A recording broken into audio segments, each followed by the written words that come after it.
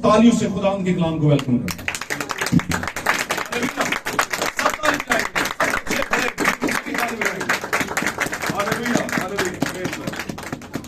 और मैं एक बात बताता चलूं, ये तालियां जो हैं किसी इंसान के लिए नहीं है। आमीन। लेकिन एक बात याद रखिएगा,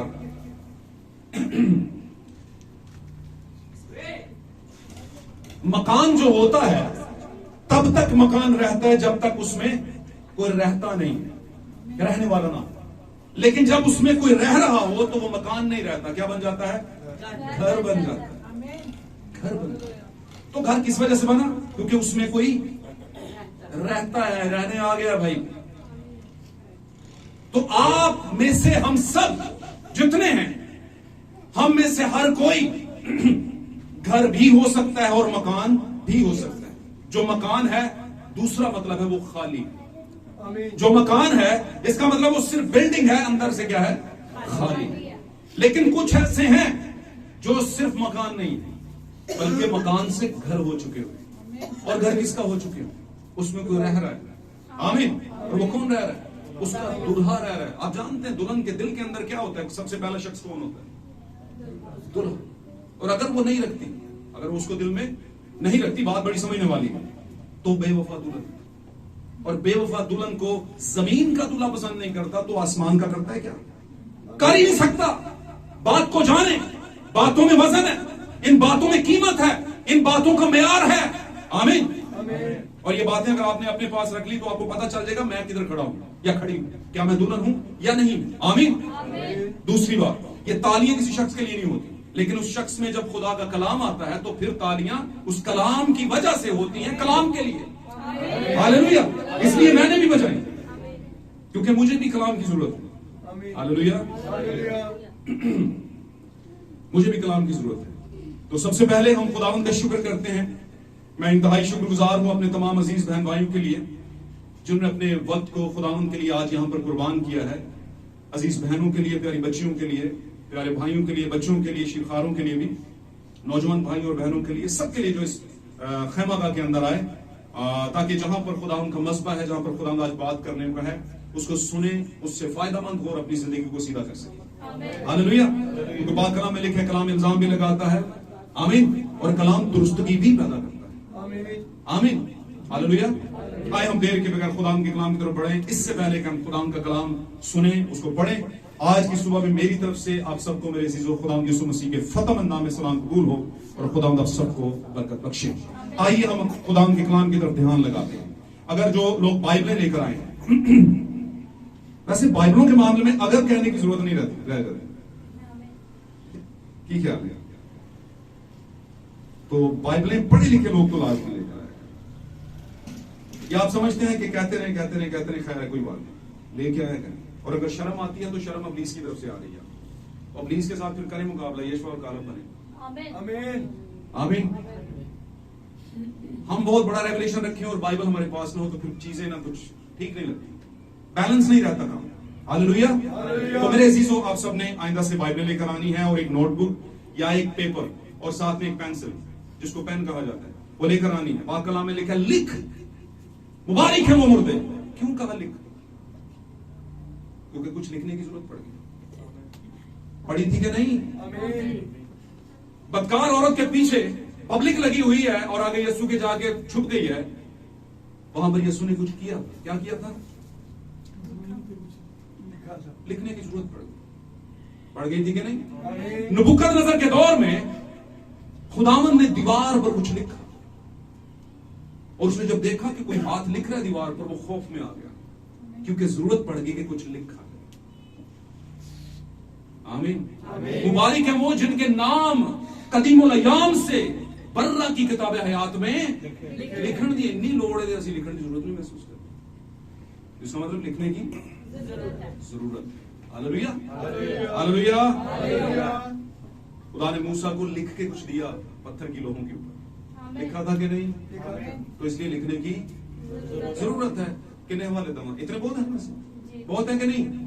हाँ। तो आइंदा से हमने क्या करना है, एक बॉल पॉइंट सस्ता सा होता है, एक सस्ता सा पेपर, बहुत अच्छे वाला नहीं, और एक बाइबल जो घर में पड़ी हुई है कई दिनों से, है ना, उसको ले आना, काम में लाते हैं उसे। हालेलुया। और ये मोहब्बत के साथ कह रहा हूं, ये आपको मैं शर्मिंदा नहीं करना, ये भी ज़हन में रखना। हालेलुया। निकालेंगे मेरे साथ खुदा के कलाम मुक़द्दस में से, निकालेंगे पुराने अहदनामे में से यशवा के बाद आता है कज़ात, कज़ात की किताब, कज़ात की किताब। अस्तिशना के बाद यशवा और यशवा के बाद कज़ात, यशवा कज़ात रूत। कज़ात की किताब निकाल लेंगे और चैप्टर हम चलेंगे 13 के अंदर। जी, मैं यहां से सीधा आयतें पढ़ाऊंगा, पूरी स्टोरी नहीं पढ़ाऊंगा। आमीन। सॉरी, स्टोरी कह दिया, पूरा वाक्य नहीं पढ़ाऊंगा। आमीन। इवेंट में और स्टोरी में फर्क होता है। इवेंट को कुछ हुआ होता है फिर ही होता है, और स्टोरी का मतलब है कुछ बनाया गया है। तो हम वाक्य पढ़ेंगे, कुछ वाकयात पर नजर करेंगे। आमीन। सबसे पहले हम 13वें बाब में जाएंगे और 13वें बाब की दूसरी आयत से हम पढ़ेंगे और दूसरी आयत से लेकर 6ठी आयत तक। कोई भी भाई जल्दी से पढ़े। और दानियों के घराने में, जी, और दानियों के घराने में, हाँ जी, सूरा का एक शख्स था, और दानियों के घराने में सूरा का एक शख्स था जिसका नाम मनोहा था। जी, उसकी बीवी बांझ थी। जी, तो उसके कोई बच्चा ना हुआ। जी। तो खुदावन के फरिश्ता ने उस औरत को दिखाई देकर उससे कहा, देख तू बांझ है और तेरे बच्चा नहीं होता, हाँ जी, पर तू हामला होगी और तेरा बेटा होगा। तू बांझ है, बच्चा नहीं होता, पर मैं कहता हूँ फरिश्ता खुदा की तरफ से भेजा कि तू हामला होगी और बच्चा होगा। जी, आगे। सो खबरदार, मैं यह नशा की चीज ना पीना। हाँ जी, सो खबरदार ए मामा, उस बच्चे की होने वाली मामा, होने वाले बच्चे की मामा, सॉरी, बच्चे की होने वाली मामा नहीं, बात समझ रहे ना? तू जिसके बच्चा होगा, कोई भी नशावर चीज और मैं यानी कि शराब टाइप की चीजें भी आपने नहीं पीनी, मामा को कह रहे हो।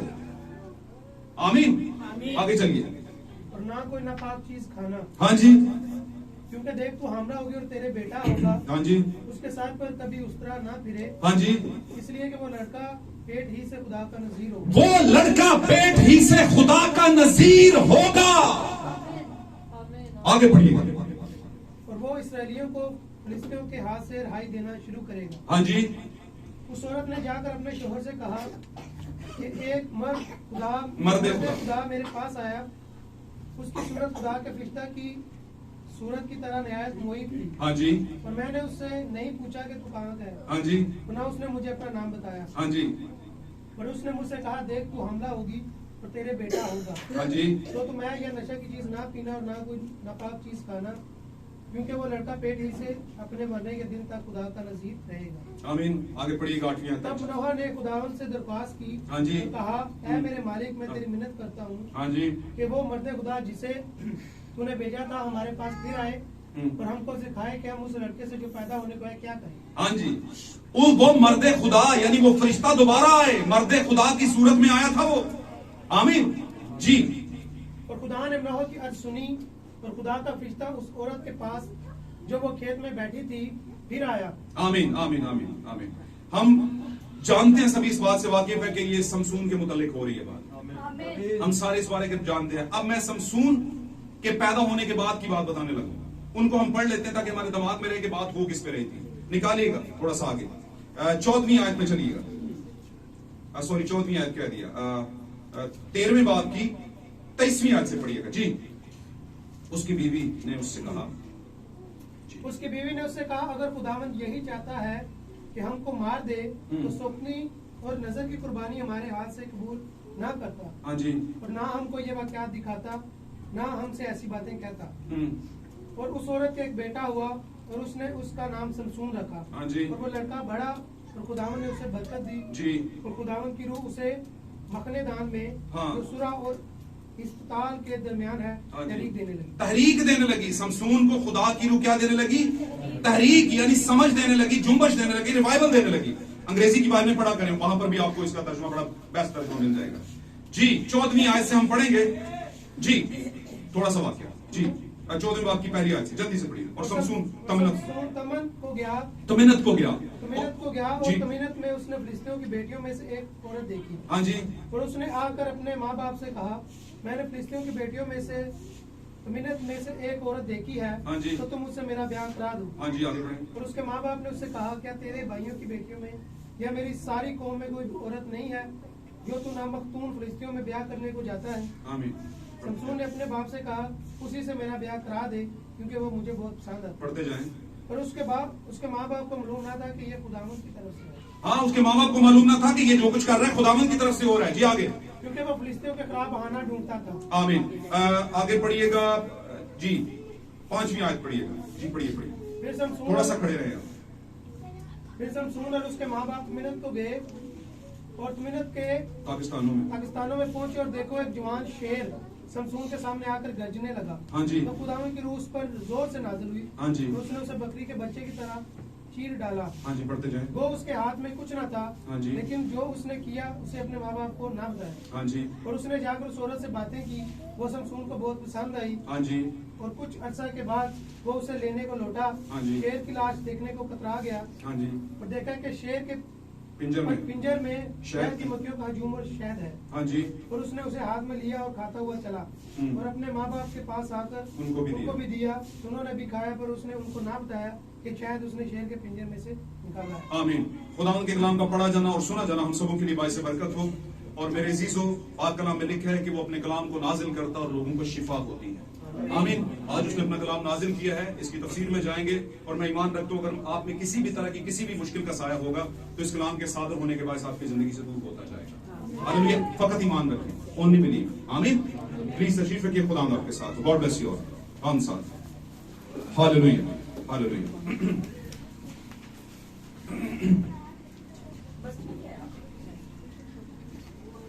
हालेलुया।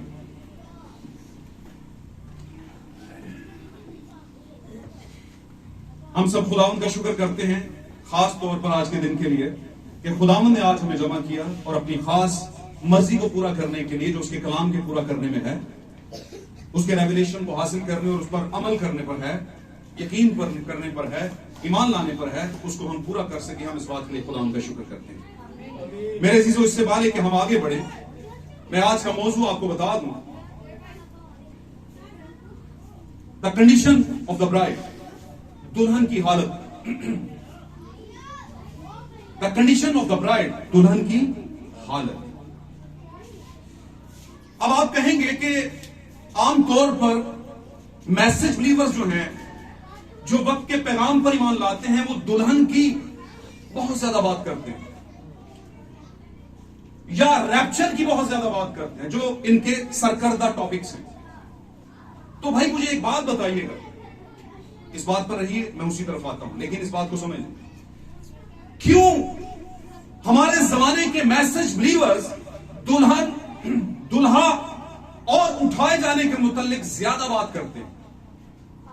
उसकी वजह यह है कि अगर आपको एक साल दिया जाए कि आपने पूरे साल में तैयारी करके पेपर देने हैं, और किसी वजह से वो सिलेबस ही आपके पास ना हो जिससे तैयारी करनी है, मेरी बात समझे, और वो सिलेबस आपको पढ़ने को ना मिले, तो फिर आपके पास एक ही चांस रह जाता है कि आप हलशुदा पेपर्स ले आए और आखिरी 2 महीने जो हैं सिलेबस पे ना लगाएं, बल्कि हलशुदा पेपर जो सिलेबस में से रेडी किए गए हैं उनको याद करें और फिर एग्जाम्स दें और कोई पोजीशन ले लें, पास हो जाए। आमीन। आप प्रमोट हो जाएं, कुछ भी कह लें। आमीन। इसलिए ये जो जमाना है, ये सरकर्दा सरबराह होने की बातों को, जो कि जिसको हम कहते हैं कि हाई फाई जो बातें होती हैं, ऊपर के दर्जे की बातें, उनको करने का दौर है। ये उन बातों को करने का दौर नहीं है कि हमें वर्शिप अच्छी करनी चाहिए, हमें झूठ नहीं बोलना चाहिए। आमीन। हमें सच बोलना चाहिए, हमें नहाना चाहिए, हमें ये करना चाहिए, वो जो अखलाकियात की बात, ये वो वक्त नहीं है। अब कौन सा वक्त है?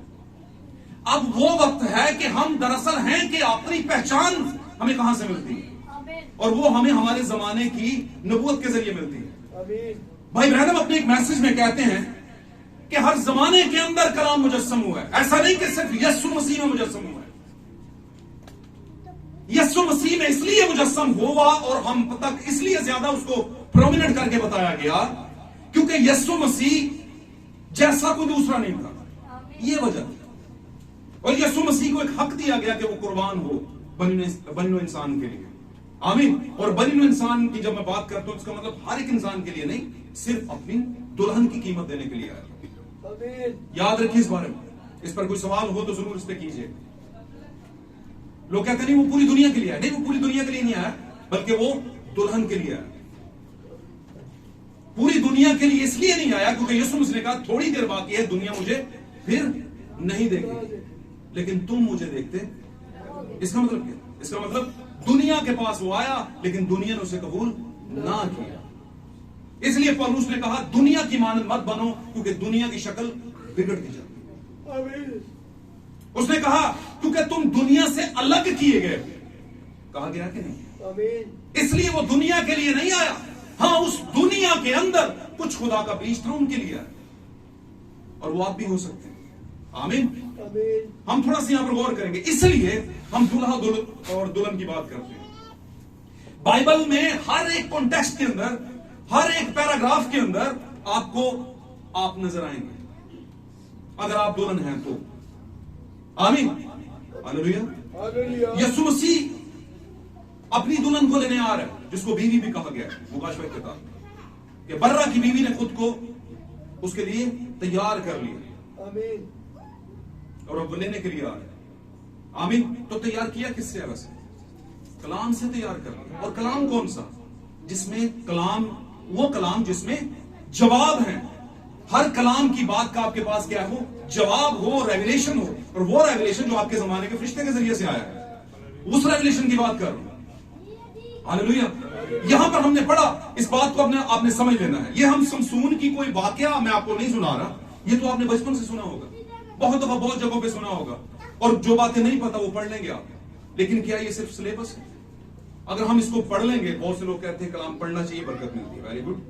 वैसे वो बरकत जो मिलती है वो क्या होती है? वो बरकत कहते हैं किसे? कलाम पढ़े बरकत मिलेगी। क्या मिलेगी? कलाम पढ़ेंगे गाड़ी मिलेगी? मिलेगी नहीं? मिल भी जाए, नो प्रॉब्लम। कलाम पढ़ने के बाद आपको गाड़ी मिल जाए तो खुदावंद को कोई प्रॉब्लम नहीं आपसे, आपको डबल गाड़ी मिल जाए भाई। लेकिन वो गाड़ी इसको पढ़ने से नहीं मिली, क्योंकि वही गाड़ी तो जिसे नहीं पढ़ता आपसे डबल फॉर्च्यूनर होगी उसके पास शायद। क्यों सर? एक्सएलआई हो सकती है, जो कलाम को कभी उसने खोल के नहीं देखा है कि नहीं। दुनिया के सबसे रद्द किए हुए लोग जो हैं, रद्द किए हुए का मतलब जो बाकायदा तौर पर गुनाहगार लोग, आमीन, जिनकी कमाई का जरिए ठीक नहीं है, या मिसाल के तौर पर बहुत बुरे लोग हैं जिनकी अर्निंग का जो तरीकाकार है कमाई का वो ठीक नहीं है, खुदा को पसंद नहीं है, उनके पास क्या है? वो नहीं है, सभी कुछ है। थोड़ा सा गैर कौमों की तरफ जाए तो उनके पास क्या कुछ नहीं है? क्या उन्होंने कलाम को खोल के देखा? नहीं देखा। इसका मतलब कलाम पढ़ने से वो वाली बरकतें जो आप समझते हैं वो खुदा उनके कलाम के पढ़ने से नहीं मिलती। यहां पर बरकत कलाम के पढ़ने से का मतलब क्या है? कलाम पढ़े, उस कलाम का मुकाशफा आपके लिए क्या है? बरकत है। उस लाइन का मतलब आपके लिए बरकत है। अगर मतलब नहीं समझा तो फिर खास क्या समझा आपने? फिर कुछ भी नहीं समझा। और अगर आपने समझा नहीं तो वक्त जाया किया आपने। आमीन। तो यहां पर समसून का जो पूरा वाकया है, ये कोई वाकया बड़ा नहीं पढ़ा रहा मैं आपको, यहां पर समसून आप हैं। ये समसून एक किरदार जो है ये आप हैं। हालेलुया। जैसे समसून स्पेशल तरीके से पैदा हुआ, एक अलग तरीके से। आपको पता ना, हर किसी के लिए फरिश्ते नहीं आए, हर किसी के लिए फरिश्ता नहीं आया। कुछ ऐसे थे जिनके लिए फरिश्तों को स्पेशली भेजा गया कि तेरे बेटा होगा। कुछ का फरिश्ते ने नाम बताया ये रखे, और कुछ का उन्होंने खुद रखा। आमीन। लेकिन खुदा ने बताया कि वो कैसा होगा। कुछ स्पेशल थे जिनका खुदा ने पहले से पेशगोई कर दी थी, प्रेडिक्शन कर दी थी। आमीन। अब समसून दुल्हन की अलामत जो स्पेशल तरीके से पैदा होती है। आमीन। और किस दौर में पैदा, और बड़ी बात, ये किस बीज से आया है? समसून कौन से बीज से आया है? इसका बाप जिस बीज से आया था उसी बीज से आया है। और इसका बाप कौन से बीज से आया है? कौन सी नस्ल से था? याकूब के 12 बेटों में से एक बेटा जिसको कहा जाता है दान। क्या कहा जाता है? दान। दान अलफ दान, नून, दान। हालेलुया। दान के कबीले से आया। इसके कबीले से ये दानियों जो लिखा हुआ है, इसका मतलब है दान के कबीले में से। ना समझे? और दान के मुतल्लिक अगर बात की जाए तो दान का जो मतलब है बड़ा जोरावर है, जिस कबीले से ये आया है। आमीन। अब ये दान के कबीले से आया है और दान याकूब की नस्ल है और याकूब खुदा का बरगजीदा है। मीन्स क्या? ये वही बीज है जो खुदा के बरगजीदों का बीज होता है। ये स्पेशल वन है और इसके लिए अलग से एक फरिश्ता भेजा गया जो मर्द की तरह नजर आता है। आमीन। और इसके पास वो फरिश्ता भेजा गया जो कहता है कि भाई तू ना मैं पी सकता है। पहले तो उसकी मां को कहा कि तू हामला हो रही है, तूने कोई नशावर चीज या मैं या इस तरह की और कोई चीज जो नापाक हो नहीं खानी पीनी, क्योंकि मां जो खाएगी वही तो बच्चा क्या करेगा, अंदर से ऑब्जर्व करेगा, लेगा, उसी को तो उसी से तो ताकत लेगा। तो इसका मतलब क्या? इसका मतलब जो मां से पैदा होने वाला होता है वो मां की खासियत लेकर आता है, जो मां कर रही होती है उसकी खासियत लेकर आगे आता है। बात समझ रहे हैं? हालेलुया। तो उसने कहा तू ये ना करना। जब उसने नहीं किया तो वो पैदा हुआ, और जब पैदा हुआ तो उसका नाम समसून रखा गया। हालेलुया। एक और बात बताता चलूं, क्या समसून कोई पहलवान था? क्या उसके बड़े बड़े मसल थे जैसा कि तस्वीरों में दिखाया जाता है? क्या समसून के बड़े बड़े डोले थे? वैसे समसून क्या जिम जाता होगा? चलें, जिम तो नहीं थे उस टाइम पे। क्या बैठक डांड ये वो टाइम? तो बाइबल में एक हवाला मुझे देना इसका निकाल।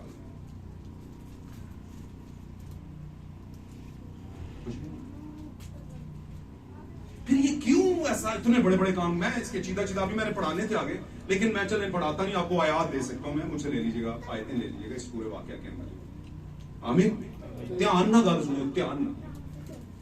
वो पहलवान नहीं था, रेसलर नहीं था, क्योंकि जो रेसलर होता है उसे मेंटेन रखना पड़ता है अपना, होता है कि नहीं? जिम कितने कितने लोगों ने जिंदगी में कभी लगाया है? मैं सॉरी ऐसी अजीब बात कर दी, लेकिन जिम लगाया है किसी ने कभी जिंदगी में? लगाया होगा। जब आप 2 महीने जाते हैं, तीसरे महीने छोड़ दें तो जिम वापस उसी जगह से आ जाती है, आती है कि नहीं? तो जो तुझको नहीं, तो मैं कहूंगा नहीं नहीं नहीं, ऐसा ही होता है, क्योंकि मेरा अपना भी ये तजुर्बा रहा है किसी दौर। फिर बहुत से लोग उस पर इंजेक्शन बाजी करते हैं कि नहीं, ताकि डोले बड़े बड़े हो जाए, करते हैं ना सर। फिर कोई पाउडर शोडर भी खाते पीते हैं, वो पाउडर जो होता है वो क्या कहते हैं उसे, प्रोटीन इंटेक्स लेते हैं, प्रोटीन वगैरह, ताकि बूस्ट अप हो बॉडी और बड़ा अच्छा जिस्म हो, जोर समाई है ना, बुरा हाल हो जाता है लोगों का, हलकान हो जाते हैं। मकसद एक ही होता है। तो ये सर आपको बताते चलते ना कि ऐसी भी कुछ है, वैसे मकसद एक ही होता है, इसके अलावा कोई और मकसद नहीं। वैसे मैं एक बात बताऊं, सेहत बनाना बुरी बात नहीं, सेहत बनाया, लेकिन इन डोलों को यीशु के लिए इस्तेमाल करें। पता चले ताड़े डोलियां की कुछ रखा है, डोले खुदावंद के लिए कब इस्तेमाल? मैं बताऊं, मैं शर्तिया कह सकता हूं, आपकी ये अभी जो इज्जत है इससे डबल ट्रबल ना हुई तो आप मेरा नाम तब्दील कर देना। यार मैं आपको बताऊं बेटा कि बंदा सेहतमंद हो, सही वाला जो उसे होना चाहिए, है ना, और खुदावंद का के प्यार करने वाला हो, कितनी इज्जत होगी उसकी। तो समसून डोले नहीं बनाता, समसून कोई प्रोटीन नहीं लेता। समसून ने जब भी जोर किया, खुदा का रूह उतरा तब जोर किया। पढ़ लेना, मैं पढ़ा देता हूं। लिखा है खुदा का रूह उस पर उतरता था और वो फाटकों को खेड़ देता था। ये रूह था जो उसके मसल्स को चेंज करता था उस टाइम पर। और अभी थोड़ी देर में आप समझ जाएंगे कि मैंने क्यों कहा कि समसून तो आप ही, समसून तो दुल्हन। समसून का टाइटल जो है उसमें आपको अपना आप नजर आएगा, और आपका अपना आप किसके लिए? अपने दुल्हा के लिए। ये दुल्हन है जो स्पेशल तरीके से तैयार होती है, तैयार कह दिया, पैदा होती है, जिसकी पैदाइश के लिए एक फरिश्ता कहता है कि जनाब ऐ बच्चा ताड़े पैदा होएगा, और इस मां से होगा, उसका हसब नसब भी सही होगा, वहां से लेकर आएगा उस बच्चे। आमीन, हालेलुया। और जब समसून की पैदाइश होती है तो किसी चर्च के पादरी से हाथ मिलाने से नहीं होती। भाई साहब मैं खड़े चलते हैं, आप कार्ड बनाना है, भेजो जरा साढ़े बस कहते वेरी गुड, शुक्र है मैं आते कितने क्या आने लगे। बात समझे? ऐसा मत सोचिए। दुल्हन होने के लिए आपको मेंबरशिप की जरूरत है। दुल्हन होने के लिए चर्च का मेंबर होना जरूरी नहीं। इसका मतलब यह भी नहीं कि पुत्र तेरियां करना दे वाकई ने जा जो मर्जी कर, नहीं, इसका ये मतलब नहीं। इसका मतलब यह है कि आप अगर दुल्हन का हिस्सा बनना चाहते हैं तो दुल्हन मेंबरशिप से नहीं बनती, दुल्हन पैदा होती है, निकलती है कहीं से। एक जमाना था यीशु की पसली से निकली थी, पता है ना? किसकी शक्ल में? खून और पानी। जब एक बेबी पैदा होता है तो सबसे पहले क्या आता है? खून और पानी इकट्ठे नहीं आते। सबसे पहले पानी, फिर खून, सबसे पहले पानी का बपतिस्मा, आमीन। फिर यीशु मसीह की जिंदगी, रूह कुद्स का बपतिस्मा यानी खून, सैंक्टिफिकेशन, जस्टिफिकेशन, रास्तबाजी और तकदीस, इसके जरिए पैदाइश होती है, आमीन। और जब बच्चा पैदा होता है तो थप करें तो एक सांस आता है जो रूह का फूंका जाना है। रूह, पानी और खून, ये तीनों, रात को हम यही पढ़ रहे थे, एक बात पर मुत्तफिक है। किस बात पर मुत्तफिक है?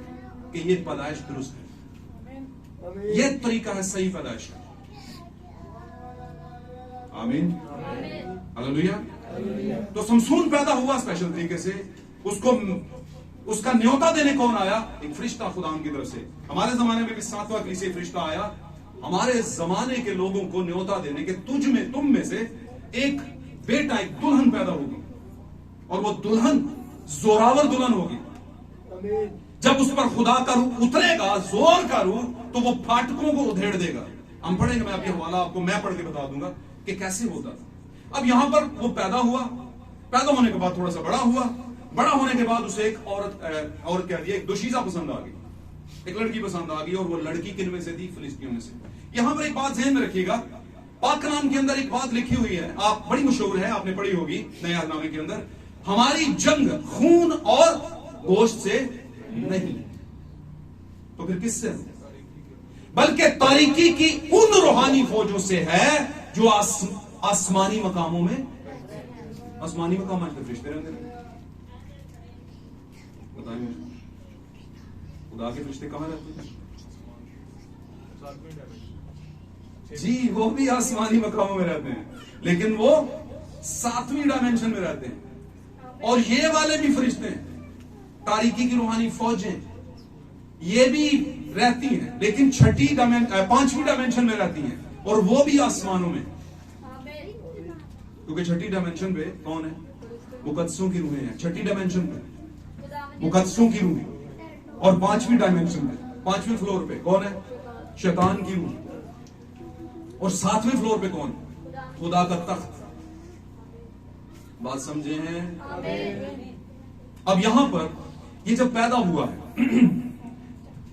मैंने बताया आपको कि हमारी जंग जो है, दुल्हन की जंग जो है, वो खून और गोश्त से नहीं, बल्कि तारीकी की उन, तारीकी मतलब गुनाह की उन रूहानी फौजों से है जो आसमानी मकामों में रहती है। मैं टैली करते जाए इन बातों को। अब मैं आने लगा उसी बात की, मैंने क्यों पढ़ाई आज तक। जब ये फिलिस्तीनियों की, आप थोड़ा सा अगर पहले चैप्टर से पढ़ना शुरू करेंगे तो एक जंग चल रही थी फिलिस्तीनियों की और इसराइलियों की, आमीन। अब यहां पर खुदावंद ने पहले बता दिया कि जब समसून पैदा होगा तो वो आजाद करवाएगा। वो एक ऐसा जबरदस्त सूरमा बनेगा कि जिस पर खुदा का रूह होगा, जिस पर खुदा का रूह होगा। और अगर आप इसे तफसीर से पढ़ें तो वहां पर उसके सर पर जो नजारत के बाल थे वो 7 लिटें थी। 7 नजारत की लिटें थी उसके ऊपर, जिसको आप कहते हो कि ताकत खोए बालों जैसी। बालों में ताकत नहीं थी, समसून के बालों में ताकत नहीं थी, समसून के ईमान में ताकत थी, हुक्म के मानने में ताकत थी। उसे बताया गया कि ये नहीं काटने, पहले उसके मां बाप को, फिर उसे बताया गया, उसने नहीं काटे। लेकिन कभी कभी ना सी आप भी नहीं काटते, लेकिन कटवा लेंगे, कटवा लेते। हमने कौन से खुदा खुद काटने हैं? मैंने कहा आप भी फल खाता है, उन्हें खवाया तो मैं खा लिया। बात समझे? ये नजारत की 7 लटें 7 कलीसियाई ज़मानों का मुकाशफा है। जो दुल्हन के पास था, जो स्पेशल तरीके से तैयार हुई, पैदा हुई, और जिसके लिए एक फरिश्ता आया कि ये पैदा होगी, ये कलीसिया नहीं होगी, ये दुल्हन होगी, ये कलीसियाओं में से अलग तरह की होगी। इसके सर पर नजारत की 7 लटें। और मैं यहां पर ये भी बात पॉइंट ले लें इस बारे में। आपको पता है बाइबल मुकद्दस में सारे नजीर नहीं हुए, कुछ नजीर हुए, कुछ स्पेशल वंस हुए। लेकिन इसका मतलब ये नहीं जो नजीर नहीं हुए और खुदा की खिदमत करते थे, सही थे, वो खुदा के पास हक नहीं पाएंगे। लेकिन कुछ को खुदा ने नजीर कहा, स्पेशल वंस, खुदा की नजर के अंदर जिनमें से स्पेशल बातें निकली हैं। और वो जितने भी नजीर हैं जाहिर किसको करते हैं? यीशु मसीह की दुल्हन, उनके कैरेक्टर से जाहिर होता है। अब जितने भी नजीर थे उनके सर पे क्या थे? बाल लंबे। उनमें से मेरा और आपका यीशु भी। आप सवाल कर सकते हैं कि पाक कलाम के अंदर पौलुस कहता है कि मर्द औरत की तरह के बाल ना रखे। गल समझ आन रही है? आ रही है कि नहीं? आमीन। वैसे भाई नहीं कहने और कोई नहीं कहने। वैसे आमीन में कौन सा खर्चा होता है? आमीन का मतलब तो ये है ना, जो कुछ किया जा रहा है सही है। आमीन जब कहा जाए आप कहा जाए।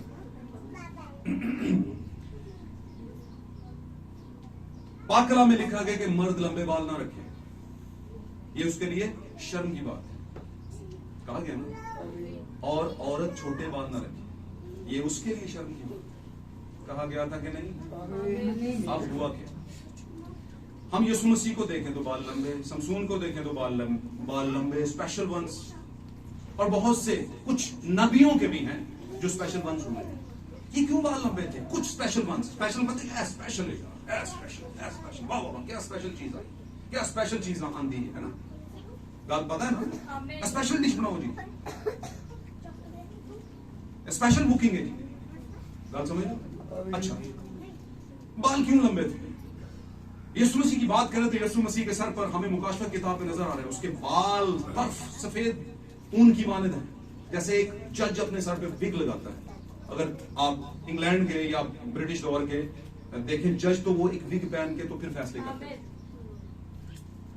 जड़े पढ़े लिखे बच्चों ने बहुत पता है। लॉर्ड्स टाइप के जमाने में लॉर्ड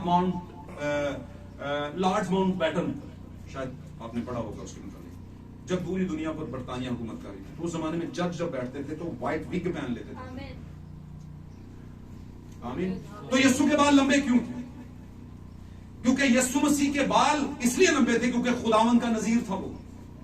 और लिखा है खुदावन यीशु मसीह ने कहा लूका की इंजील में कि खुदा करूं मुझ पर, और जितनी जंगें यीशु ने जीती खुदा के रूह से जीती। याद रखिए इस बारे में, शमसून ने जितनी जंगें जीती हैं खुदा के रूह से जीती हैं, उसके पर्सनली को मसल्स नहीं थे। कोई आए डॉलों वाला, बड़ी ताकत वाला, और आकर कहे लाजर मैं तुझसे कहता हूं निकल भाई, यार की बेटी या बेटी मैं तुझसे कहता हूं उठ,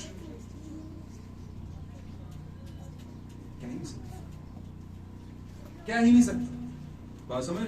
क्योंकि ये मामला डॉनों का नहीं है, ये मामला कुव्वत ताकत का नहीं। सॉरी, मैं खुदा माफ करे, मैं उस मामले में बात नहीं कर रहा, ये बात सिखाने के लिए कर रहा हूं। कोई इसको निजी ना ले।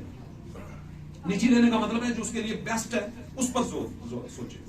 क्योंकि जमीन का हमारा जो गोश्त और खून है, मांस और लहू है, ये जमीन का है, ये आसमान की बादशाह में नहीं जा सकता, जा ही नहीं सकता, क्योंकि ये करप्ट है। इस पर फाइनल हो चुका है कि ये करप्ट है, ये नहीं जा सकता। That's it. आमीन। इसलिए इस पर भी अगर आप कुछ करते हैं अच्छी से इसकी बनाते हैं तो प्रॉब्लम कोई नहीं, लेकिन इस पर उतनी मेहनत करने से बेहतर है कि हम इस पर भी थोड़ी सी मेहनत करें जो हमें आगे अब्दियत तक लेकर जाएगी। आमीन। बहनों के साथ भी यही बात है, और जब बहनों की बात करते हैं तो चूंकि वर्जिश की बात नहीं है, ये बनाओ संगार की बात है। बात समझ? अब हम आगे बढ़ते हैं। तो यहां पर हुआ ये कि जब उसने देखा कि फिलिस्तीयों के साथ जंग है, तो फिलिस्ती उसको काबू करने के चक्कर में थे, और इसके पास ऐसी ताकत थी, ऐसी कुव्वत थी, ऐसी हिकमत थी कि इसने कहा कि अब कैसे मैं फिलिस्तीयों को अपने काबू में कर सकूंगा। और फिलिस्ती डीमंस, जिसको हम कहते हैं कि शयातीन की लामत है, जैसे मैंने कहा हमारी जंग किससे है? तारीकी की रूहानी फौजों से। और ये फिलिस्ती जितने मुखालिफ मसीह थे, आमीन, जो बड़े पुराने दौर से चले आ रहे थे, इनसे किसकी जंग थी? खुदा के लोगों की, दान के कबीले के, शमसून की और बाकी सब लोगों की भी जंग थी। आमीन। इसने जाकर उनकी लड़कियों में से एक लड़की को पसंद कर लिया। मां बाप को लगा कि ये बुरी बात है। अच्छा, इसमें ना मुकाशवा लेना, इसका मतलब ये नहीं कि हमारा मां बाप कहे कि पुत्र है गलत गाले तेरे रास्ते गैर पहुंचो, जैसे कि ये नहीं तानू नहीं पता थे, खुदा नहीं पता हो, नहीं वो बात नहीं, ये मुकाशवाती बात है, इसको मुकाशवाती लेना। इसका मतलब ये नहीं कि हमने भी ऐसे ही करना, नहीं, क्योंकि आगे चल के कहा गया गैर कौमों में शादी नहीं करनी, और पीछे भी कहा गया गैर कौमों में शादी नहीं करनी। लेकिन यहां पर मामला फर्क था, क्योंकि ये फतह का मामला था। और उसने किया क्या? उसने क्या किया? उसने कहा नहीं मैंने उधर ही शादी करनी है, क्योंकि उसके मां बाप को नहीं पता था कि खुदा का इसी में भाव भेद है, खुदा ने इसमें भेद रखा हुआ है। आमीन। एक मुकाशवा है, एक वजह है जिसकी वजह से ये शादी कर रहा है। आमीन। लेकिन आगे चल के पता चला कि ये लड़की जिससे इसने शादी की उसको मिली नहीं, बल्कि इसके रफीक को मिल गई। रफीक किसे कहते हैं? रफीक किसे कहते हैं? रफाकत रखने वाला भी तो कहते ही हैं, लेकिन इसका जो है वो लुग़वी मतलब दोस्त।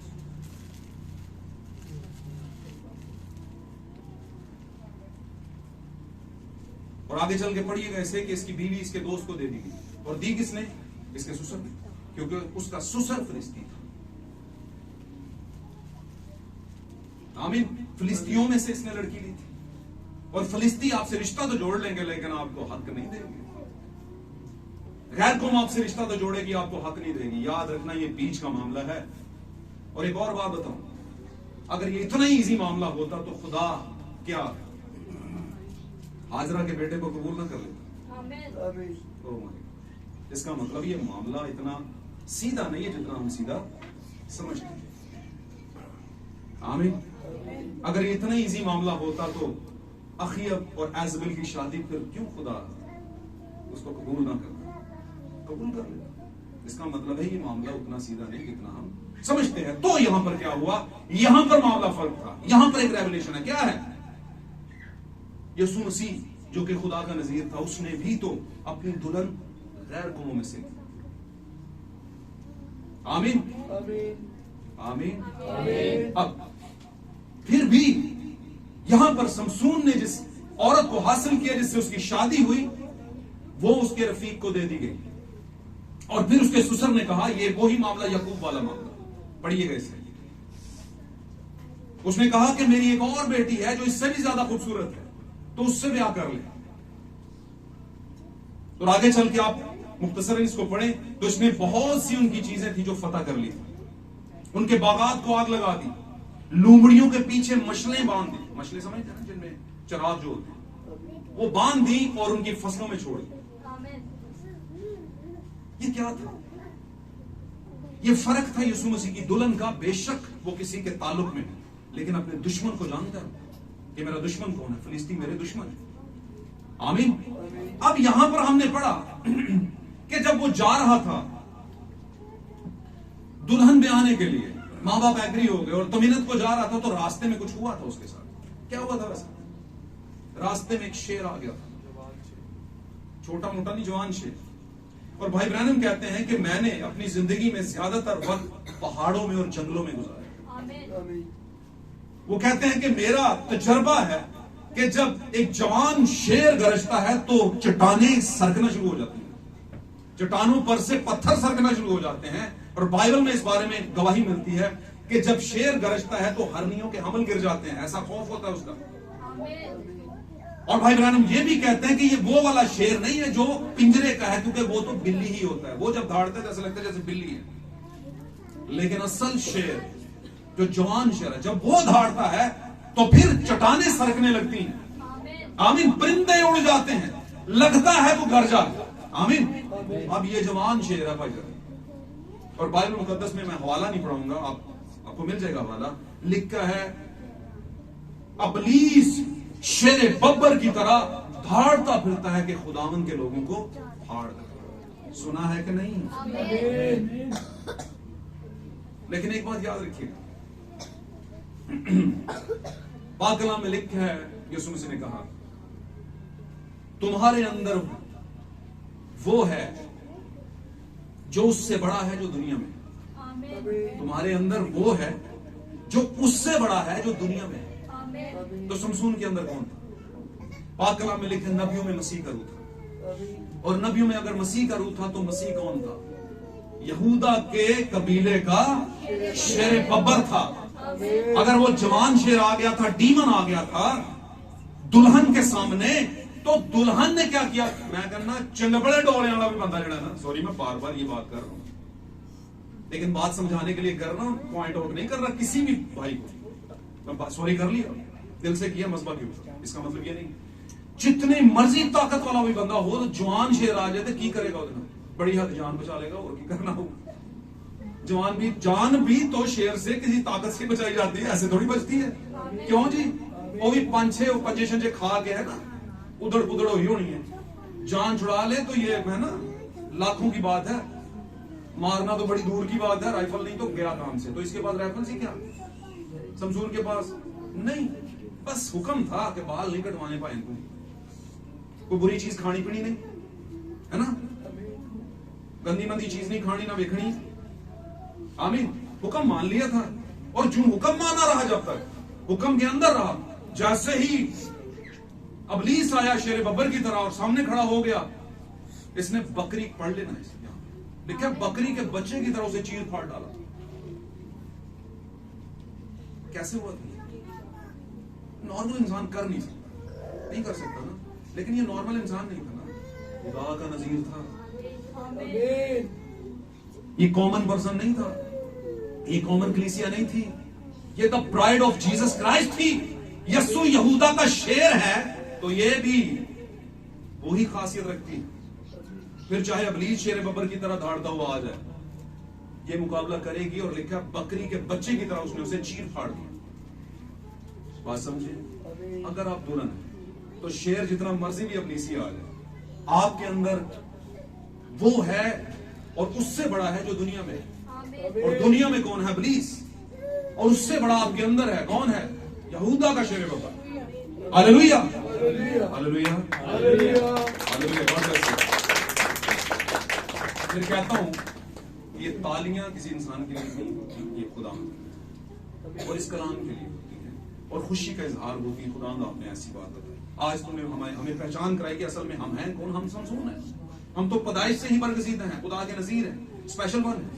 अब शेर आ गया, उसने फाड़ चीड़ दिया, उसे तोड़ कर दिया, और बकरी के बच्चे की तरह उसे चीर फाड़ दिया और उसे फेंक दिया, और लिखे आगे अपने काम को चले गए जिधर जा रहे। बात समझ रहे हैं? आमीन। कुछ दिनों बाद उसने जाकर नजर की और उधर से कतरा के गुजरा, तो देखा कि वहां पर जो शेर था उसके ऊपर कुछ भी नहीं था, पीछे पिंजर रह गया। क्या था? उसका पिंजर रह गया, ढांचा रह गया, उस ढांचे के अंदर कुछ लगा हुआ। उसने देखा कुछ लगा है बीच में। इसका मतलब क्या? पहली फतह के बाद जब आप शेर पर, अबलीस पर फतह पा लेते हैं दुल्हन, तो फिर आपको खुदा कुछ खाने को देता है। पहले हुक्म के नीचे रहते हैं, 7 कलीसिया जमानों की लटों आपको अपने सर पे रखते हैं, मुकाशफात को अपने सर पे रखते हैं। आमीन। उनको खत्म नहीं करवाते। आमीन, हालेलुया, हालेलुया। आप खुदा के हुक्म के मुताबिक ना कोई नापाक चीज खाने पीने वाली, नशीली या किसी भी तरह की नहीं लेते, तो हुक्म के नीचे हैं। जब हुक्म के नीचे हैं तो अबलीस पर फतह पाते हैं, जब फतह पाते हैं तो फिर रेवलेशन मिलता है। और वो रेवलेशन क्या है? उसी पिंजर के अंदर उसने जाकर देखा कि हनी कौन लगा हुआ है, जिसको आप कहते हैं शहद का छत्ता, वो लगा हुआ है। और वो गया और उसने वहां से क्या कर लिया? शहद ले लिया और उसको खाना शुरू कर दिया, उसको खाना शुरू कर दिया। जब उसे खाना शुरू कर दिया तो मैं आपको थोड़ा वाकया याद दिलवाऊं। मुकाशफा की किताब के 10वें बाब के अंदर एक जोरावर फरिश्ता उतरा, उसके हाथ में एक छोटी सी खुली हुई किताब है। आमीन। और ये किताब मुकाशफा 10 बाब में आई है, लेकिन इससे पहले मुकाशफा 5वें बाब में जाएं तो वहां पर क्या हुआ? वहां पर कलीसिया यानी दुल्हन जो है वो फतह याब हुई है। पढ़ लीजिएगा, दुल्हन ने फतह किया है कुछ, और जब फतह किया तो कुछ ही दिनों के बाद आसमान पर से जोरावर फरिश्ता यानी मेरा और आपका दुल्हा खुदावंद यीशु मसीह उतरा है जोरावर आवाज के साथ। उसके हाथ में छोटी सी खुली हुई किताब है जो कि मोहरों की किताब है, जो कि पहले तख्त पर बैठे हुए के हाथ में थी, और जान देने के बाद उसने ले ली हक दुल्हन के लिए, और ये मोहरों के साथ बंद थी। आमीन। और लेकर उतरा जमीन पर, एक पांव खुशकी पर, एक तली पर रखा, और ऐसे जोर से धाड़ा जैसे बब्बर धाड़ता है, और उसके धाड़ने से 7 गर्जें यानी 7 लिटें, 7 कलीसियाई जमानों का मुकाशफा। गरज का मतलब खुदावंद का बोलना, खुदावंद का 7 बार दुल्हन के साथ, कलीसियाओं के साथ बोलना, और उनमें से कुछ जो सुन के ईमान ले आए उनको अपनी दुल्हन के लिए अलग करना। आमीन। हालेलुया।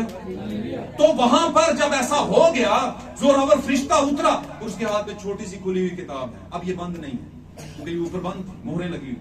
इसने सारी मोहरें खोलकर नीचे आ गया। जब नीचे आया तो उसने, यूहन्ना ने उसे कहा कि छोटी सी खुली हुई किताब मुझे दे दे। उसने कहा, ले ये किताब खा ले। पाकला में ऐसे, ये किताब खा ले, ये मोहरों की किताब क्या कर ले तू, खा ले। ये तेरा मुंह तो शहद की तरह,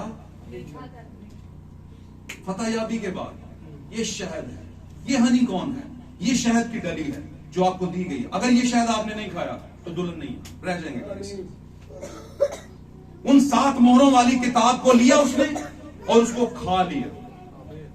उसको क्या कर लिया, लिखा है, फिर मैंने उसके हाथ से वो ले ली, उसने मेरा मुंह तो शहद की तरह मीठा कर दिया, लेकिन पेट मेरा क्या कर दिया, कड़वा। अब पेट कड़वे का मतलब समझते हैं? जब आप रेवलेशन लेते हैं तो ये रेवलेशन आपको बैठने नहीं देते। पेट कड़वा का मतलब है दर्देजा, बर्थ पेन। जब आपने एक बीज को रिसीव किया है तो बर्थ पेन लगते हैं, सॉरी कंसीव किया है। जब आप कंसीव कर लेते हैं तो फिर इसका मतलब है कुछ हो रहा है पेट के अंदर, और जो कुछ हो रहा है वो बर्थ पेन लगाएगा, जिसको लेबर पेन कहते हैं अक्सर। और लेबर पेन क्यों लगते हैं? क्योंकि अंदर कोई जिंदगी पड़ी हुई है। आमीन। वो जिंदगी जो आसमानी खुदावंद यीशु मसीह के हाथ से आपके मुंह में आई या पेट में आई। आमीन। वो मुकाशफात जो किसी और के पास नहीं, आपके पास है, तो ये दर्द तो देंगे आप। और ये दर्द क्या है, दर्देजा क्या है? ये लगेंगे किसकी वजह से? दुनिया की वजह से। दुनिया आपसे बाइकआउट करेंगे, दुनिया आपको पसंद नहीं करेगी, दुनिया के बड़े बड़े चर्च आपको पसंद नहीं करेंगे। वजह क्या है? क्या ये नई वजह है? क्या ये कोई नया इवेंट है? क्या ऐसा होगा? नहीं, ये तो यीशु के साथ भी हुआ। क्या यीशु के 70 नहीं छोड़ गए उसे? क्या 11-12 में से एक और नहीं छोड़ गया उसे? तो ये छोड़ने का मामला तो यीशु के साथ भी था, और अगर आज यीशु मसीह की दुल्हन कलीसिया जो है उसके साथ है तो ये कोई नई बात तो नहीं है। इसलिए क्योंकि यीशु के पास भी एक सच्चाई थी। आमीन। यीशु मसीह ने कहा है इस बारे में कि जितने आज आपकी मुखालफत करते हैं और समझते हैं हम ठीक हैं, ये अदालत के दिन, खुदावंद की बादशाही वाले दिन खुदावंद की दाहिनी तरफ खड़े होंगे और एक दावा कर रहे होंगे। एक इनके पास क्या होगा? दावा होगा। एक क्लेम कर रहे होंगे, कह रहे होंगे, ऐ खुदावंद, हमने भी तेरे नाम से क्या किए हैं? मोजात किए हैं। और यीशु मसीह कुछ कमेंट देंगे, उनको जवाब देंगे, और वो कहेंगे, ऐ मलाउनो, मेरी नजरों से क्या हो जाओ, दूर हो जाओ, मेरी तुमसे वाकफियत। इसका मतलब क्या? वाकफियत नहीं का मतलब पाकला में लिखे कलाम से वाकिफ, सच्चाई से वाकिफ हो गए तो सच्चाई तुम्हें, तो इसका मतलब है वो आजाद नहीं थे। इसका मतलब है वो मिशन के कैदी थे। इसका मतलब वो डिनोमिनेशन के, वो सेमिनरियों के कैदी थे, वो बड़े चर्च, बड़ी कलीसिया, बड़े पादरी, बड़े लोगों के कैदी थे। ये ही लेकर चल रहे थे। रेवलेशन नाम की कोई चीज नहीं थी उनके पास। हनीकॉर्न नहीं था। उस शेर के पिंजर से हनीकॉर्न उसने खाया, और जब उसने हनीकॉर्न खाया तो नेक्स्ट देखिए आगे चल के हुआ क्या। आगे चल के फिलिस्ती आ गए उसके सामने। उन्होंने कहा आज इसे मार ही देंगे। और अगर आप, मैं हवाले अगर आपको मैं दे दूंगा, मैं आपको सिर्फ इसका कॉन्टेक्स्ट पढ़ा रहा हूं। उसने देखा कि 10,000 के करीब, बाइबल मुकद्दस में लिखा है 10,000 फिलिस्ती आ गए वहां पर। और जब वहां पर आ गए तो उन्होंने समझा कि आज हम अकेला पकड़ा गया, आज नहीं छोड़ेंगे इसे। वैसे ही वो ताकतवर नहीं था, बॉडी बिल्डर नहीं था। उन्होंने कहा ये तो गया बस काम से, लेकिन वो भूल गए थे कि इसकी ताकत जिस्म के अंदर नहीं है, इसकी ताकत हुक्म के अंदर है। हुक्म मानना कुर्बानी चढ़ाने से बेहतर है। इसने हुक्म माना हुआ है, इसने सर पे बाल रखे हैं, बुरी चीज नहीं खाता पीता, कलाम पर अमल करता है, यानी मेरी बात को माना हुआ है, ताकत इसमें आएगी। और वो ताकत कौन थी? लिखा है खुदा का फिर रूह जोर से उतरा और उसने क्या किया, 10,000 को मारा। कैसे था वैसे? बाइबल कौन कौन पढ़ देगा? ऊंचा बोलेंगे तो समझ आएगी, ऊंचा बोलें। स्केलेटन से मारा था, कोई और बताए? एक मिनट, थोड़ा सा हमारे जबड़े के साथ। ऊंचा बोले, ऊंचा बोले। गधे के जबड़े के साथ गधे के जबड़े के साथ उसने 10,000 लोगों को मार दिया। दुनिया का कोई बंदा, कोई जंगजू जबड़े की हड्डी से 10,000 को नहीं मार सकता, खास तौर पर फिलिस्ती फौज को, क्योंकि यही फिलिस्ती फौज साउल के जमाने बनी इस्राएल का पहला बादशाह, उसके दौर में भी थी। जब दाऊद को गैरत आई, दाऊद छोटा सा है और दाऊद भी किसकी तमसील है? दुल्हन। गैरत की यार उन्हें के ਉਹਦੇ ਭਰਾਵਾਂ ਨੇ ਕਿਹਾ ਅੱਜ समझ आई हो यार, ਅਸੀਂ ਏਡੇ लंबे जवान सा हैं। सैमुअल आया था और वो कह रहा था नहीं और मुंडा भेज, नहीं खुदावन सैमुअल दस रहे नहीं ਇਹਦੇ ਮੂੰਹ ਇਹਦੇ ਕੱਦ ਕਾਠ ਹਲ ਨਾ ਵੇਖ, सोने हल खूबसूरत हल ना ਵੇਖ कि बादशाह बाबा जचेगा। कहता है नहीं, उससे पूछ कोई और बेटा, कोई और कलीसिया, क्योंकि वो कलीसिया मांगता मांगता दुल्हन तक पहुंचना चाहता था कि नबी दुल्हन के पास जाए, उसे हक दे कि तेरे पास बादशाह है, तू तख्त पर बैठेगी। हालेलुया। और हुआ क्या? उससे पूछा तेरा कोई और भी बेटा है? उसने कहा हाँ है, लेकिन वो तो भेड़ बकरियां चराता है, वो सबसे छोटा है, वो अभी उसकी उम्र ही नहीं हुई। उसने कहा बुला खुदा रद्दे होते चुन दे, जिसको कोई नहीं पूछता उसका वो बन जाता है। खुदा दानिश्वरों को गिराता और निकम्मों को, लिखा है बेवजूदों को और कमीनों को उठाकर तख्त पर बैठाता है, क्योंकि खुदावंद किसी और आंख से देखता है। खुदावंद अपने बीज वाली आंख से देखता है, मेरा केड़ा किसी है, मेरा केड़ा। बेशक दुआ भी कर रही है, वो भी कर रही है ना, कलामों भी सुना रहे, वो भी सुना रही है, आप समझ लो, लेकिन मेरी केड़ी है, मेरा केड़ा। समझ आ रही गल जी? थोड़ा सा इधर उधर हो गया हूं बात से, लेकिन बात को समझ लें। आपको यहां पर खड़े होके बोला जाए भाई जी 500 बच्चे ने निके निके निके निके बैठे है ना, सबसे खूबसूरत जो है उसे निकालो बाहर है, और आपका बच्चा ही बीच में बैठा हो, है ना, चेहरा शायद ना तो प्यो, आई बैक्स लगी हो शायद, है ना, कंडोजी शोजी भी, आप बोलेंगे वो सबसे ज्यादा खूबसूरत। क्यों कह रहे हो तुसी? वो तो ना सोना नहीं तुझे नहीं लगता, पर वो बीज है भाई, आपका है ना, इसलिए तो हम भी किसी के हैं, और वो कौन है जिसके हम हैं? तुमने नहीं बल्कि मैंने तुम्हें चुन लिया है। हालेलुया। तुमने नहीं चुना, मैंने चुना है तुम्हें। फखर ना करे हो कि ऐसा चॉइस की थी, हमने चॉइस कर ली बस उसी चलते। नहीं नहीं, चांस देते हुए ही नहीं है, चांस दे ये आपको चांस दिया है खुदावंद ने, चॉइस वाली कोई बात नहीं रह जाती, क्योंकि हमने नहीं बल्कि उसने हमें चुन लिया है। बात समझ रहे हैं? बात को समझते हैं? तो वहां पर कोई ऐसा शख्स बताइए मेरे अजीजों जो दुनिया में ऐसा हो जो जबड़े की हड्डी से 10,000 को फतह कर ले। दोनों नहीं किया जाता। क्यों नहीं किया जाता? क्योंकि फिलिस्ती फौजें सर पर एक खुद डालती थी, उसे कहते हैं वो हेलमेट, और ब्रास का हेलमेट था, सॉरी हाँ ब्रास का ही था, पीतल का हेलमेट होता था। उस पर जितनी मर्जी जबड़े को मारते जाओ, जबड़ा टूट जाएगा, लोग नहीं मारेंगे। लेकिन ये जबड़ा जिसके हाथ में आ गया था, उस पर खुदा का रूह था। मुझे बताइएगा, अब्राहम इतनी जिंदगी गुजारने के बाद भी औलाद वाला हो गया, हुआ था कि नहीं? क्या साइंस कहती है कि हो सकता था? हो गया ना। वजह क्या? क्योंकि खुदावन ने कहा, इसलिए हो गया। बात समझे? जब खुदावन कुछ कहता है और आप उस हुक्म के नीचे होते हैं, तो फिर बातें चीजें वजूद में आना शुरू हो जाती हैं। तो उसने 10,000 क्यों फतह किया, और उसके पास, और वो कहां पर था? मैं थोड़ा सा इलाका पढ़ दूं आपको कि वो कहां पर था। छोटी सी बात करूंगा, उसके बाद आमीन करते हैं। हालेलुया। सबसे पहली फतह शेर बबर पर, आमीन। उसके बाद लिखा है यहां पर,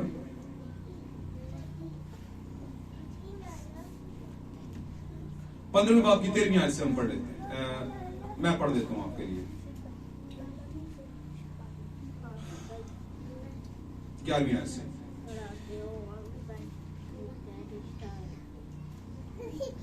तब यहूदा के 3,000 मर्द इताम की चट्टान की दराड़ में उतर गए और शमसून से कहने लगे, क्या तू नहीं जानता कि फिलिस्ती हम पर हुक्मरान हैं? सो तूने हमसे ये क्या किया है? उसने उनसे कहा, जैसा उन्होंने मुझसे किया मैंने भी उनसे वैसा ही किया। उन्होंने उससे कहा, अब हम आए हैं कि तुझे बांध कर फिलिस्तियों के हवाला कर दें। शमसून ने उससे कहा, मुझसे कसम खाओ कि तुम खुद मुझ पर हमला ना करोगे। उन्होंने उसे जवाब दिया, नहीं, बल्कि हम तुझे कसकर बांधेंगे। अच्छा, ये और ट्रायल था, ये दूसरा ट्रायल है, ये दूसरा ट्रायल है।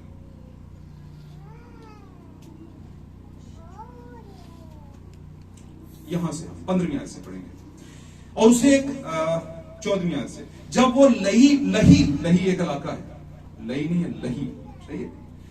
जब वो लही में पहुंचा तो फिलिस्ती उसे देखकर ललकारने लगे। तब खुदावन की रूह उस पर जोर से नाजिल हुई। देखें, खुदावन की रूह जोर से नाजिल हो रही है, हर जगह पर नाजिल हुई और उसके बाजुओं पर की रस्सियां आग से जले हुए सन की मानद हो गई और उसके बंधन उसके हाथों पर से उतर गए और उसे एक गधे के जबड़े की नई हड्डी मिल गई।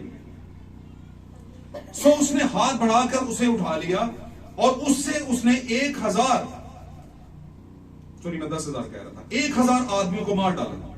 कितने आदमियों को मार डाला? 1000 आदमियों को मार डाला। दाऊद ने किसी टाइम पर कहा था, तेरे दाहिने हाथ की तरफ 10,000 गिर जाएंगे और तेरे बाएं हाथ की तरफ 1000, लेकिन वो तेरे करीब ना आएगी। वो बात की बात है।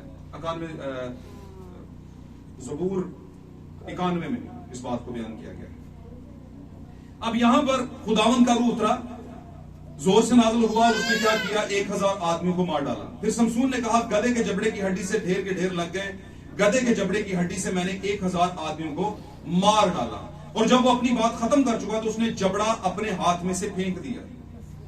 जबड़ा उसने अपने हाथ में से फेंक दिया और उस जगह का नाम रामत लही पड़ गया और उसको बड़ी प्यास लगी। अब ये नेक्स्ट है, उसने उस जगह का नाम रामत लही उसको बोलना शुरू कर दिया। वहां पर उसका नाम पड़ गया, उस जगह का नाम, और उसको बड़ी प्यास लगी। तब उसने खुदावन को पुकारा और कहा, तूने अपने बंदा के हाथ से ऐसी बड़ी रिहाई बख्शी, अब क्या मैं प्यास से मरूं और ना मखतूनों के हाथ में पड़ूं?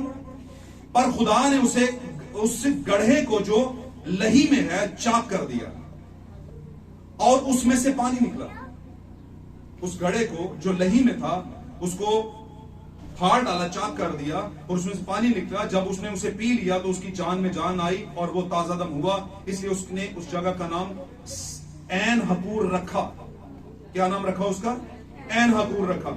अब यहां पर जैसे जैसे खुदा फतह दे रहा है, वो जगह का नाम भी तब्दील कर रहा है। जहां पर उसने जबड़े की हड्डी फेंकी थी वहां पर एक गड़ा था और उस गड़े में से खुदावंद ने उस गड़े को चाक किया और वहां से उसे पानी मिला। अब पानी की बात करें तो पानी जैसे शेर दो तरह के, एक को तमसील दी गई है अबलीस के साथ और एक को दी गई है यहूदा के शेर के साथ। इसी तरह उकाब की बात भी करें तो पुराने अहदनामे के अंदर उकाब को अबलीस से भी तशबीह दी गई, लेकिन एक उकाब वो है जो चौथा जानदार है। आमीन। यहां पर भी मामला कुछ इसी तरह का है। यहां पर इसने जब फतह पाई फिलिस्तीयों के ऊपर और 1000 लोगों को जो कि सर पर हेलमेट पहने हुए थे मार दिया, तो मैं आपको यह बता रहा हूं कि यह फतह कौन करवाने वाला था? पाक कलाम में लिखा है, ना ताकत से, जोर से, ना तवानाई से, बल्कि खुदा के रूह से फतह थी। अब यह फतह जो हुई खुदा के रूह से, और हासिल किसने की? शमसून ने की। फतह करने के बाद उसे प्यास लगी। फेज 3 के अंदर सबसे पहले उसने शेर को फतह किया और उसको शहद मिला खाने को। उसके बाद उसने क्या किया? 1000 को फतह किया और उसे पानी मिला पीने को। बात समझ रहे हैं? पानी रूह कुद्स की अलामत है और शहद मुकाशफात की अलामत है। आमीन। यीशु मसीह ने एक जमाने में कहा था, वो पानी जो मेरे पास है, अगर तू वो मांगती, सामने और से कहा, तो तेरे अंदर नदियां जारी हो जाती। यहां पर उसकी प्यास बुझ नहीं सकती थी क्योंकि इर्द गिर्द सारे मखतून थे और वो कहते हैं अगर मुझे प्यास लगी है मैं ना मखतूनों के पास जाऊंगा। ना मखतूनों का मतलब है जिनका खतना नहीं, खतने का मतलब जो कौम में शामिल नहीं। और आज के खतना वाले का मतलब यह है कि जो यीशु मसीह के लोग नहीं हो चुके, जिन्होंने अपनी जिंदगी में से गुनाह को दूर नहीं किया, खत्म नहीं किया। जैसे खतना थोड़ा सा बदन का हिस्सा था जिसे अलग किया जाता था, वो इस बात की अलामत थी कि हम अब खुदावन के हो चुके हैं, कुछ चीज को, कुछ बदन के हिस्से को छोड़ के, आमीन, अपनी जिंदगी से अलग करके। तो यहां पर क्या हुआ? उसे पानी मिला। अब ये पानी रूह कुद्स की अलामत है। आमीन। इस आखिरी जमाना के अंदर खुदा दुल्हन को एक अलग तरीके से पैदा कर रहा है, एक अलग फैमिली में पैदा कर रहा है। आमीन। उसके बाद उसे फतह दे रहा है, और फतह किससे मिल रही है? रूहुल कुद्स से। और जब रूहुल कुद्स आता है तो इसका मतलब उसे जोर मिलता है। आमीन। मैं बीच का वो नहीं पढ़ा रहा कि जब वो दलाला के पास गया, वो फेज बीच में आया था कि जब वो गुमराह हो गया, और उसने किया क्या? उसने वो भेद बताया वहां पर जाकर के जो खुदा ने मना किया था, और एक कस्बी औरत के उसमें आ गया। और ये वो जमाना था जो 36 से शुरू हुआ और 325 तक गया। आपको पता है 120 की जमात से शुरू करें तो वहां पर शमसून की पैदाइश है। मैं सादा लफ्ज़ों में समझाना, 120 की जमात शमसून की पैदाइश है। जब उनको उतरा जोर था, वहां पर मोहर लगी, और उन्होंने हर वो चीज छोड़ दी जो गुनाह में लेकर जाती है। रूह खुदावंद के साथ चलना शुरू हो गए। उन्होंने बहुत सी चीजों को फतह किया, लंगड़ों को ठीक किया। पता है ना वो जो खूबसूरत दरवाजे के पास बैठा हुआ था लंगड़ा, सोना चांदी तो हमारे पास है नहीं। और इसी तरह और बहुत से मौजे किए, और खुदावंद का नाम दलेरी के साथ फैलाया उन्होंने, चाहे किसी भी तरह की सख्ती आई। आमीन। फतह या भी मिली। हालेलुया। फिर कलीसियाई जमाने शुरू हुए, और खुदावंद अपने कलीसियाई जमाने में अपनी दुल्हन को अलग करता गया, शहद देता गया। आमीन। इसका मतलब यह नहीं कि शहद पहले हासिल कर ले, नहीं, पहले उन्होंने अबलीस जो शेर बबर की तरह गरजता फिर रहा था उन जमानों के अंदर, उन पर फतह भी दी। लेकिन एक वक्त आया 36 से शुरू करके कि फिलिस्ती यानी कि रोम की तमसील के तौर पर बात बता रहे, रोमन्स ने बनी इस्राइल पर कब्जा कर लिया। और 36 के अंदर, सन 36 के अंदर, आमीन, सन पता ना कहां से शुरू होते हैं? जब यीशु मसीह आसमान पे चले गए वहां से सन 1 शुरू हो जाता है। हालेलुया। तो वहां से करके 36 सदियां गुजरने के बाद 120 की जो साफ जमात वाली कलीसिया में से लोग निकले थे, बेहतरीन थे, सही थे, वो 36 में आकर एक कस्बी के ज़ेरे असर आ गए। उनमें से कुछ लोग, सारे नहीं, कुछ लोग, कुछ हिस्सा आ गया। और जब उसके ज़ेरे असर आए तो ये वो वक्त था कि कस्बी के साथ इल्हाक किया और अपना भेद बताया। और वहां पर वो 7 लिटें क्या थी? कट कर दी गई 325 में जाकर। क्योंकि देखें, दलाला ने भी पहले हाथ में ही उसे उसकी लिटें नहीं काटी, बार बार उससे पूछ रही थी, और वो बार बार उसे डाल रहा था। लेकिन फिर एक टाइम ऐसा आ गया कि वो गुमराह हो गया, और उसने अपना भेद, जोरावरी का भेद बता दिया कि जोर असल में आता कैसे, जोर असल में आता कैसे। और उसने उसे बांधा और उसकी 7 लिटें काट दी। अब ये 7 लिटें काटने का मतलब बालों में जोर नहीं था। अगर बालों में ही जोर होता, सवाल है बहुत बड़ा, 7 लिटें काट दी, देखे जी बालों में जोर था, बस वो फिर जोर नहीं लग सका उससे। नहीं, जोर इसलिए नहीं लगा कि लिटें कट गई, नहीं, जोर इसलिए नहीं लगा कि बालों में जोर था इसलिए जोर नहीं लगा, नहीं, जोर इसलिए नहीं लगा क्योंकि रूह नहीं उतरा था उस टाइम, क्योंकि हुक्म काट नहीं माना था और कटवा ली थी लिटें, भेद बता दिया था। ये था बात, ये थी बात। क्योंकि अगर बालों में ही ताकत होती तो जब उसने वो पिलर हला दिए थे तो किधर थे बाल? निकलने तो शुरू हुए थे, पाक कलाम में लिखे उसके नजारत के बाल निकलने शुरू हुए, क्योंकि उन्होंने उसका सर मंडवा दिया था। आमीन। लेकिन जब नजारत के बाल दोबारा निकलते हैं, मुकाशफात दोबारा मिलते हैं, तो इसका मतलब है हुक्म फिर आप मानना शुरू करते हैं। जब आप हुक्म मानना शुरू करते हैं तो जोर के साथ रूह कुद्स फिर आप पर उतरता है, और फिर आप पिलर्स को क्या करते हैं? गिराते हैं या तोड़ते हैं, और सारे तरह की फतह हासिल करते हैं। आमीन। 120 की जमात शमसून की पैदाइश पर मोर, 36 से 325 ईस्वी तक रोमन का कब्जा और कस्बी के साथ उसके मामला, दलाला के साथ, और वहां पर लिटें कट गई। आमीन। फिर चलते चलते चलते हमारे जमाने में वही रोम जो गलबे के अंदर है, और कलीसिया उस टाइम पर तमाशों के अंदर थी, चर्चों के अंदर मुख्तलिफ तरह के प्रोग्राम्स, जिसको तमाशाई प्रोग्राम कहते हैं। कोई ड्रामे कर रहे हैं, कोई टैबलो कर रहे हैं, लड़कियां डांस करते हैं कि नहीं? देखा तो होगा कहीं पे। ऐसी बातें नहीं है ये मैं किसी और दुनिया की कर रहा, इसी दुनिया की मसीहों की बातें कर रहा हूं। और अगर मैं थोड़ा आगे बढ़ जाऊं तो पादरी तक बीच में डांस कर रहे हैं, प्रैक्टिस करवा रहे हैं, और बड़ा बड़ा अजीबोगरीब हरकतें कर रहे हैं। किसी भी एंगल से पादरी नहीं लगते काम से, ना बातों से ना किरदार से, पर हैं पादरी। यहां पर एक स्लीप छोटी सी लगाई होती है कोर्ट पे, और स्लीप लगाना बुरी बात नहीं, मैं ये इसका मतलब ये नहीं, पर लगाई ही होती है सिर्फ। समझे बात को?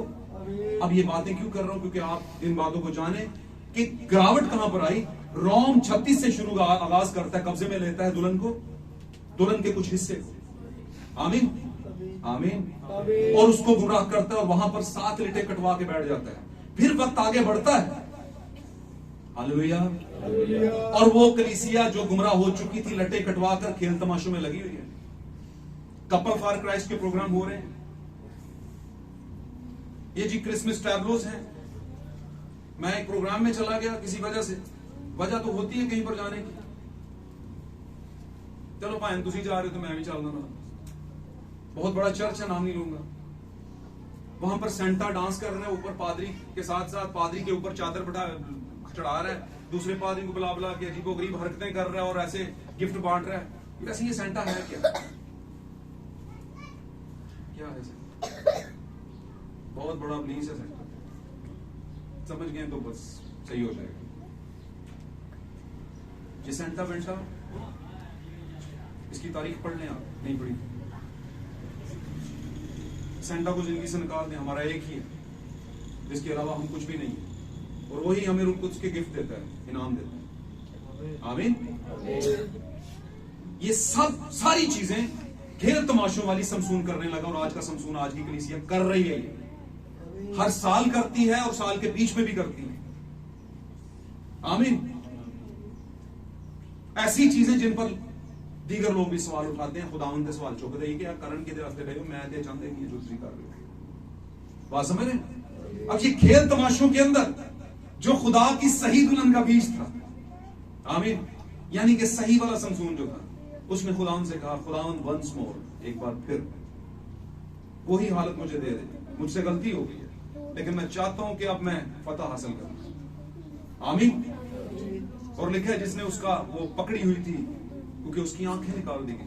अब आंखें आप जानते हैं, सारा कुछ तो हम आंखों से देखते हैं। रूहानी बसीरत ले ली उसकी, लिटें काट दी, और उसे लेकर आया गया कि चक्की पीसे। वो चक्की पीसा करता सजा के दिन, पनिश के दिन। और एक बार उन्होंने कहा, बुलाओ समसून को, उस बड़े सूरमा को जो फतह करता था, ताकि हमारे सामने खेल तमाशे करे। 120 की जमात का एक हिस्सा आगे चल के, जो बहुत बड़ी जमात बनी, 3000, आपको पता पहले हाथ में ही उन्हें शामिल हो गए थे।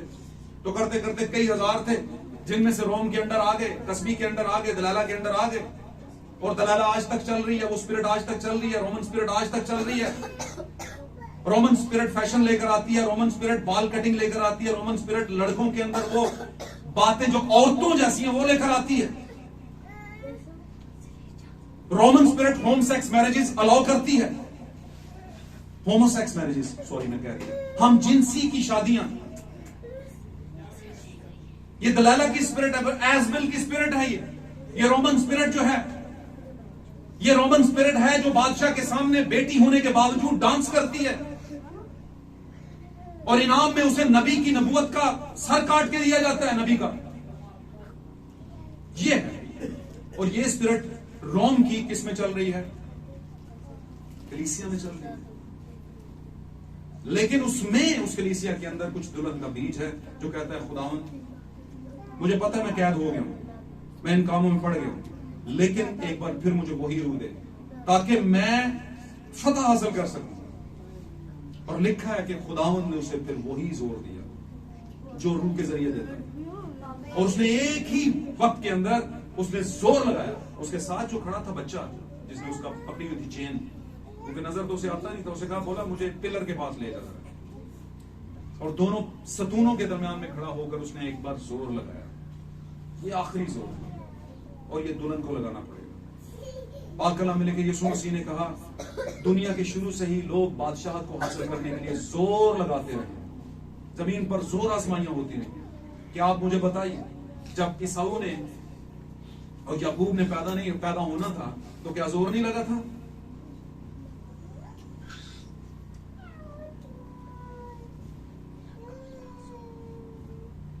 यहां तक हुआ है कि एक बेबी जुड़वा आमतौर पर पैदा होते थे। एक बेबी पैदा हो रहा है, दूसरे ने उसकी टांग खींच के वापस खींच ली, बड़ा अजीब लगता है, वैसे लगता है कि नहीं? उसे वापस खींचा, उसने कहा मैं नहीं, मैं पहले हूं।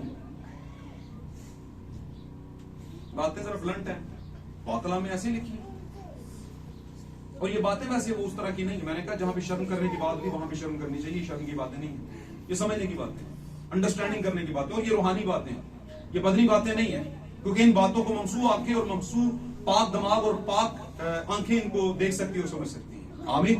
तो आखिरी दौर है मेरे अजीजों, और आखिरी आपको पता है जब वो उसने उन पिलर्स को उधेड़ दिया तो उसके बाद वो थियोफनी हालत में चला गया, वो खुदावंद की बादशाहत में शामिल हो गया, उसकी जान जाया नहीं हुई। इसलिए खुदावंद दुल्हन को कभी जाया नहीं होने देता, खुदावंद दुल्हन पर आंच नहीं आने देता। हाँ, उसे थोड़े वक्त के लिए क्राइसिस में जाने देता है, इसलिए जाने देता है क्योंकि कहीं पर उसने हुक्म अदुनी की होती है, लेकिन उसे वापस बुलाते हैं मुसरफ बेटे की तरह। और दुल्हन हो तो वो वापस आती है, अगर वो दुल्हन नहीं तो नहीं आएगी। कुछ भी कर लो, मैं ये कहूंगा कि अगर वो दुल्हन नहीं तो 20 साल बाद वो चली जाएगी, साथ रहेगी, लेकिन 20 साल बाद भी अगर वो दुल्हन नहीं सही वाली तो वो वापस चली जाएगी। आमीन। लेकिन हम जानते हैं कि जैसे शमसून पर रूह उतरता था वैसे हम पर उतरता है, जैसे शमसून ने गोल शहद खाया वैसे हमने मुकाशफात को हासिल किया, जैसे शमसून ने 1000 लोगों को मारा और उस हड्डी के साथ माफूकुल फितर तरीके से, वैसे ही हमने भी हर रोज हम फतह पाते हैं बहुत सी चीजों से। आमीन। और जैसे एक वक्त में शमसून गुमराह हो गया, हमारे बुजुर्ग हमारे बड़े गुमराह हो गए, और फिर आखिरी जोर लगाया खुदा ने और कुछ हिस्सा बीच का निकाला दुल्हन का, निकलो पाया ना दर। और आज का शमसून फिर जिंदा है उड़ान भरने के लिए, आज का शमसून फिर बहाल हुआ है रैप्चर करने के लिए, उठाए जाने के लिए। और अगर आप वो शमसून हैं तो फिर आप वो दुल्हन है जो यीशु मसीह की है। अगर आप शमसून है तो फिर आप खुदावंद के नजीर हैं। अगर आप शमसून है तो फिर आपको फतह मिलेगी। अगर आप शमसून है तो अबलीसी शेर को आप उधेड़ देंगे। आमीन। चाहे जितने मर्जी हो आपको आप फतह पाएंगे। आमीन, हालेलुया। और मैं ईमान रखता हूं आपने इस कलाम से बरकत पाई होगी। मैं यकीन करता हूं कि आप आज उस मुकाशफे को समझ गए होंगे, the condition of the bride, दुल्हन की हालत क्या है। तो आज आखिरी जमाना में दुल्हन की हालत का कुछ हिस्सा दुल्हन के लोगों का जो अभी शामिल होने वाले हैं, क्योंकि यीशु मसीह अभी आए नहीं लेने के लिए। आमीन। अभी भी खेल तमाशों में पड़ा हुआ है, और यीशु मसीह ने कहा जब तक सारे ईमानदार पूरे के पूरे दाखिल नहीं होंगे मेरा आना नहीं होगा।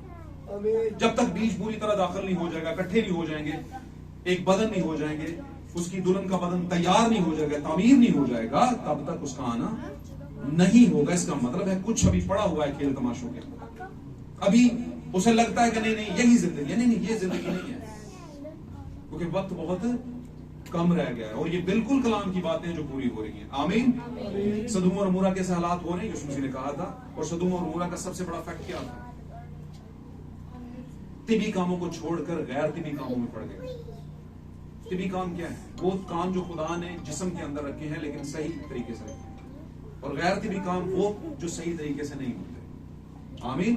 आप समझ गए होंगे। खुदा आप सबको बरकत दे। The condition of the bride, अगर आप ब्राइड हैं तो अपनी हालत पर गौर करें।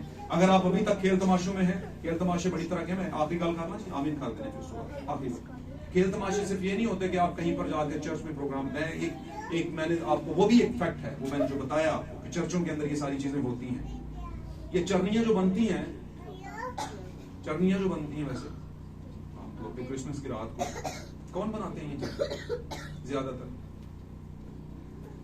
कौन? पादरी बना रहे हैं, पादरी की कुटी बना रही है,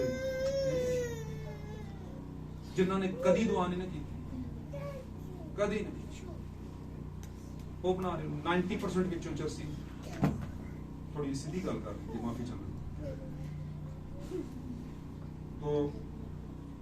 तो क्या हासिल, ये खेल तमाशा नहीं। अच्छा, उस चरनी में होता क्या वैसे? अद्धी रात में निकलते ना लोग, और मत पूछो कि क्या क्या बात निकलेगी तो फिर दूर तक चली जाएगी। तो इसका मतलब ये। एक और खेल तमाशा बताता हूं। एक खेल तमाशा एक शख्स किया करता था सीखने का, हमारे इधर पाकिस्तान, और उससे सिर्फ इसी खेल तमाशे का पता था। और आज उस शख्स को देखो किधर बैठा हुआ, स्टार था पाकिस्तान। कौन सी? हाँ जी, ग्राउंड में उतरता था, सब कहते थे ओ ऐसा ही उतरे क्रिश्चियन उतरे। कुछ दिनों बाद पता चला क्रिश्चियन हो गया, समझे? तो इस खेल तमाशे से बेहतर है कुछ अंदर की बात जान। वैसे इस खेल तमाशे का हुक्म किसने दिया था बताएं मुझे, आज भी सिक्की ने बताएं, इसका हुक्म किसने दिया आपको? क्या इसने कहा करो आपको? भाई रोमन्स ने दिया, रोमन्स ने दिया। रोमन्स ने आपको एक ट्रैक दिया और आपने वो ट्रैक पकड़ लिया जो रूह से खाली ट्रैक था। पहली नस्ल ने किया, दूसरी ने समझा यही सब कुछ है, यही सही होता है। बातों की रूह को पकड़े।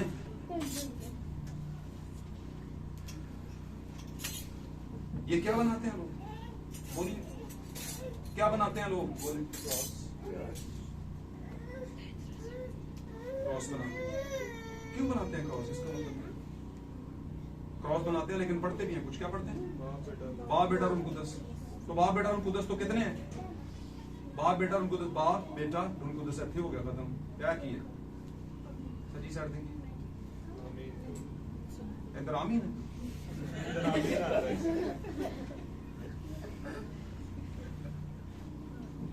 पाक कलाम में लिखा है सलीब का पैगाम हलाक होने वालों के लिए तो बेवकूफी है, मगर हम नजात पाने वालों के लिए खुदावन की कुदरत है। लेकिन कहीं पर लिखा है सलीब का निशान हलाक होने वालों के लिए तो बेवकूफी है। क्या हमें सलीब का निशान बनाना चाहिए या सलीब का पैगाम फैलाना चाहिए? बरकत किसमें छुपी है? पैगाम में या कल? और पैगाम को अंग्रेजी में क्या कहते हैं? पैगाम को क्या कहते हैं? और हम कौन हैं?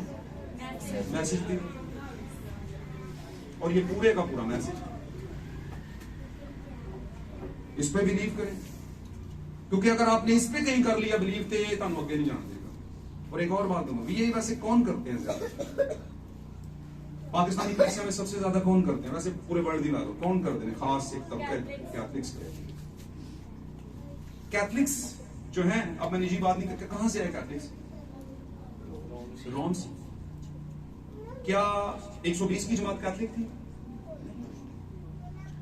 क्या 120 की जमात रोजनियां पढ़ती थी? मोर वाली टिक्की देते थे वो?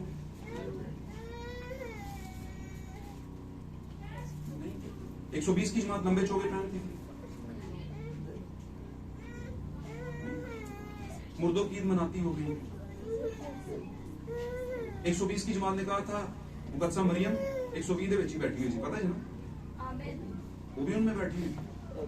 तो मुकद्दसा मरियम के मरने के बाद यानी वफात करने के बाद मुकद्दस पतरस ने या पौलुस ने, यही बड़े थे, इन्होंने कहा हो कि यार मुकद्दसा मरियम का मेला भी करवाने हैं यार, ये भी काम शुरू कर एक साइकिल टीम भी तैयार करो जी कराची तो आवे, लाहौर तो आवे, पिंडी तो आवे। पहले तो 3 महीने लत्तां ते छलियां पवा के सत्यानाश कर ले अपना, ते बच्चों की रोटी का पता नहीं, बस टीम आई है जी चलने है ना।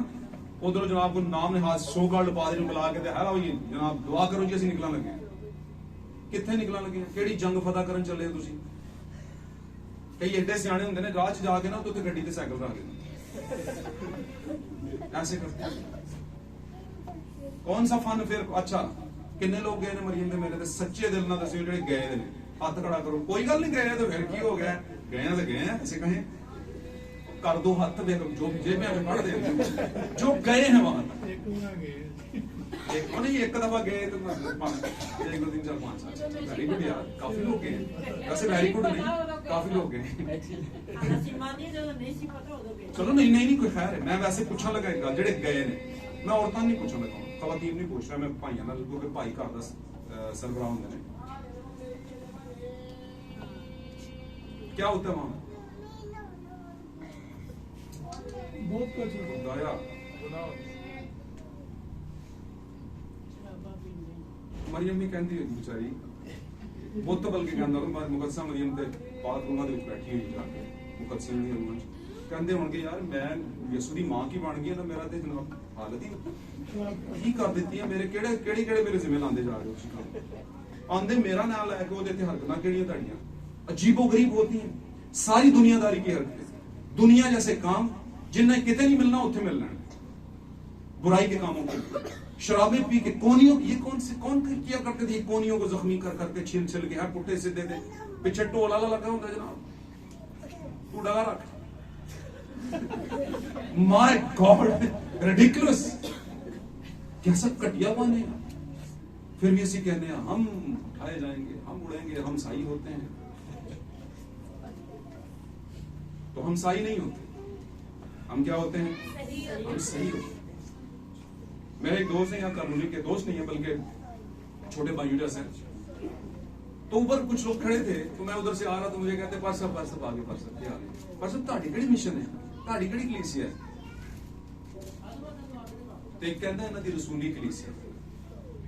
तो जो मेरी पहचान का लड़का था, वैसे सारे जानते, वो कहता है कि इनकी रसूली कलीसिया नहीं है, इनकी असूली कलीसिया।